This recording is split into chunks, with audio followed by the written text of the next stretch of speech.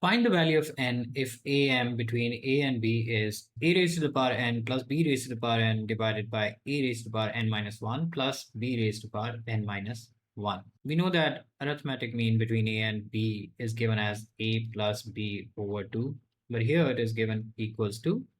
a raised to the power n plus b raised to the power n divided by a raised to the power n minus 1 plus b raised to the power n minus 1. So this is the initial equation that we can set up, and we simplify this to get the value of n. Cross multiplying, we get a raised to the power n minus 1 plus b raised to the power n minus 1 times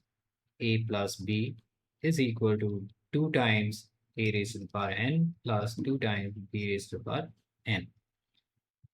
On the left hand side, if we simplify, we get a raised to the power n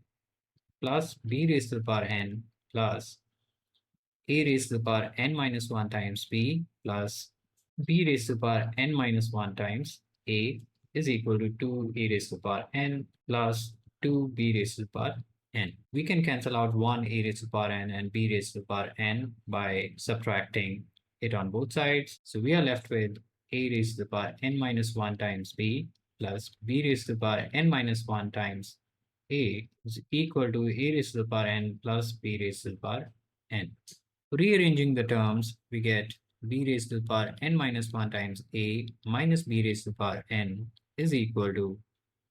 a raised to the power n minus a raised to the power n minus 1 times b.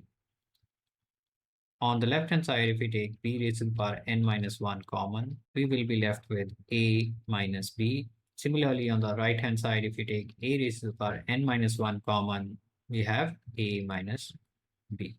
Dividing throughout by a minus b will cancel out, so we're left with b raised to the power n minus 1 is equal to a raised to the power n minus 1,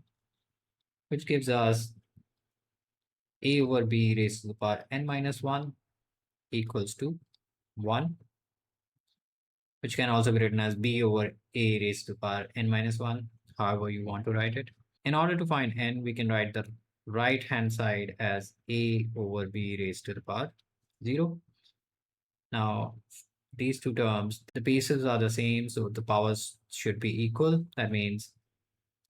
n minus 1 should be equal to 0 or n should be equal to 1.